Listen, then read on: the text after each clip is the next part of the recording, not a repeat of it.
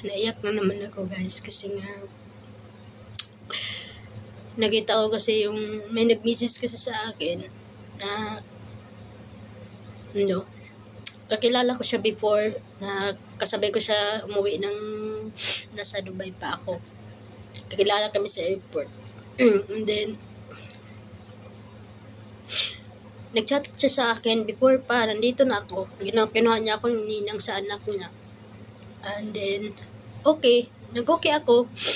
And then, hindi ako nagbigay ng, yung parang, pag ninang ka, magbigay ka naman ng pera. Hindi ako nakabigay nung time na yun kasi nga, ako din ay hirap. Kasi nung time na yun, kasagsagan ni Zahid na sa hospital. So, hindi ko siya pinansin. Sabi ko, okay, kunin mo ako, ninang, okay. Sabi, okay, salamat de. And then, wala na, tagal na, hindi na nag-chat. Then, nag-chat siya sa akin nung isang araw. So, hindi ko na siya na-replyan, natabunan. Kasi ang dami kasing nag-PM sa messenger ko simula nung namigay ako sa Gcash.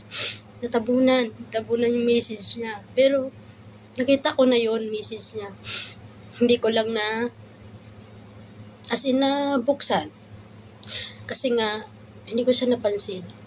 Sa sobrang dami ba naman nag-PM sa akin nung namigay ako sa followers ko.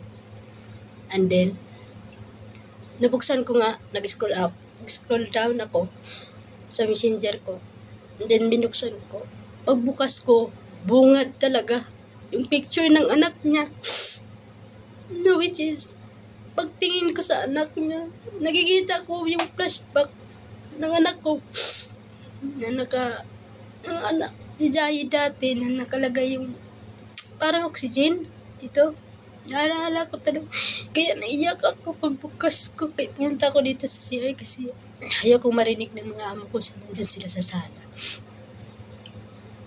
Naalala ko yung anak ko. Pagtingin ko sa kanya kasi parang hirap din yung bata maghinga. Parang hirap din. May nakalagay dito na basta sa para matulungan huminga. Ganun. Nag-chat siya sa akin na kung pwede makahingi ng konting tulong. Kahit magkano lang. Ngayon kasi wala talagang laman yung Gcash ko. Kasi naubos nga kamimigay. Hindi ko siya nireplyan kasi nga ayaw ko kasi mag-guarantee na kung magbigay ako ng ganito. Kung makalabas ako sa Sunday, yun ang balak ko. Makapaglagay ako ng pera sa Gcash ko. Tsaka ko pa siya i-chat. Magbigay ako ng konti. Kasi ramdam kita ate. Alam ko yung feeling na walang-wala. Kasi ako dati, pasalamat lang ako kasi nga, nandito ako Anytime makakuha ako ng pera sa amo ko. So, sa'yo, ramdam kita. Gaano kahirap na makikita yung anak mo. Nahirap na nga, tapos wala pang pera. Ramdam kita. Pero sa ngayon, wala talaga.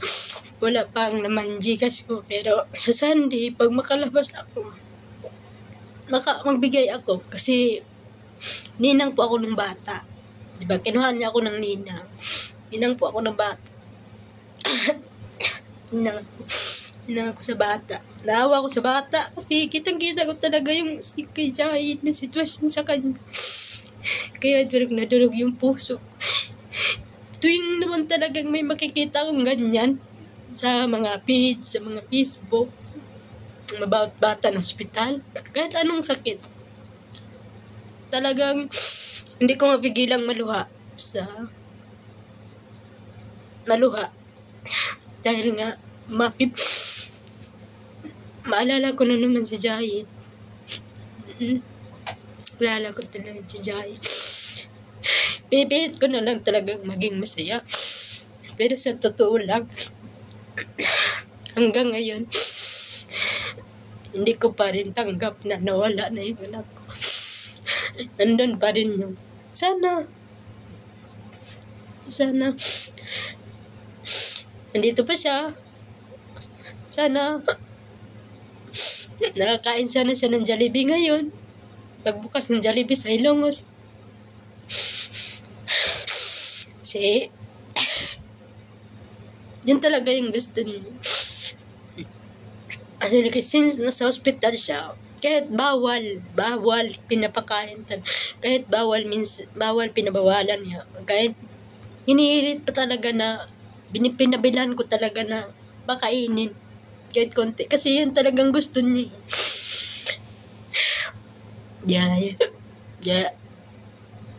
Ayun, masakit lang sa loob ko. Naalala ko lang yung anak ko. Nakita ko din yung inaanak ko. Kahit man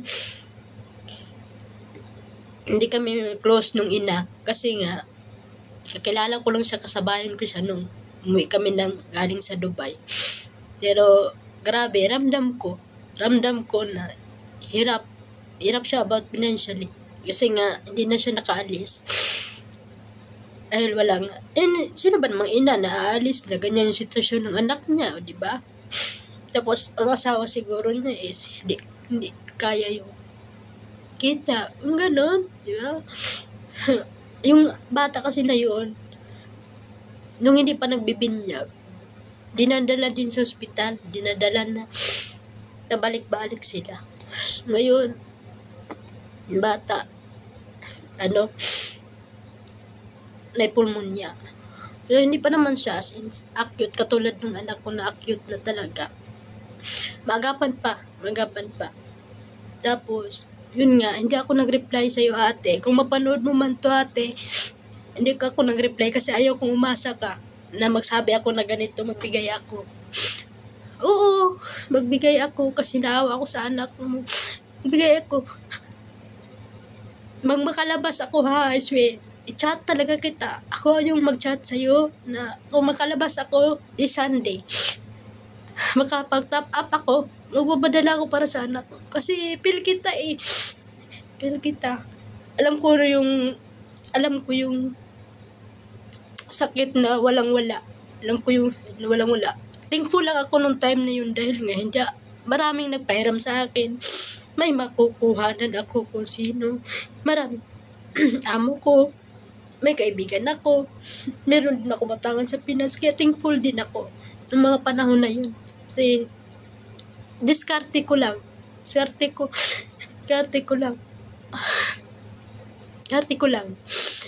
Kaya, ikaw, sapang lang. Ning kamot. Maokera na yung anak. Kasi, maagapan pa. Okay pa yung imong anak. Sana kung manood mo man to, i-chat kita. Huwag makalabas ako. Makalabas ako ni Sunday, i-chat kita. Ako tatawag sa'yo. Ibibigay ako sa anak mo. Kasi ramdam ko yung walang-wala. Yun lang, ate. Hintayin mo lang yung tawag ko. Pasensya ka na kung hindi ko na-reply yung chat mo. Natabunan kasi ang dami kasi nagpipim sa akin. Tatawag ako pag makalabas ako di Sunday.